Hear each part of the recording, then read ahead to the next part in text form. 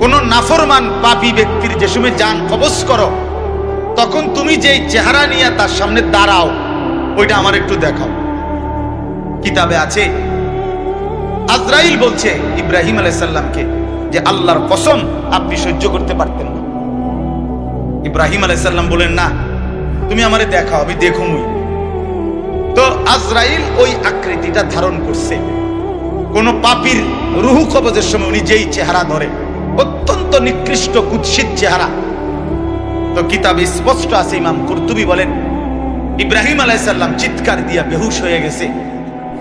লম্বা সময় পরে হুঁশ আসার পরে উনি চোখের পানি ফেলে আল্লাহকে বলছে, আল্লাহ তোমার কোন নাফরমান বান্দা পরবর্তীতে কবরের আযাব, হাসরের আযাব, জাহান্নামের আযাব আর কিছুই লাগবে না, শুধু কেবল আজরাইলের এই বিভৎস চেহারার যদি একবার দেখে, তার 60 বছরের নাফরমানির শাস্তির জন্য এটাই যথেষ্ট,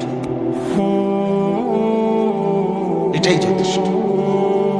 আল্লাহ নবী সাল্লাল্লাহু আলাইহি ওয়াসাল্লাম বলেছেন, কোরআনে আল্লাহ বলছেন, এই মালাকুল মউত আজরাইল যখন কোন পাপী নাফরমানের জান কবজ করতে আসবে, প্রথম এই কলিজাটার ভেতর থেকে যে রূহ আছে, এই কলজার ভিতরে, কলবের ভিতরে যে রূহ, এই রূহটা ধরে টান মারবে। যখন একটা টানে কলিজাটা ছিঁড়া, রূহটা ছিঁড়া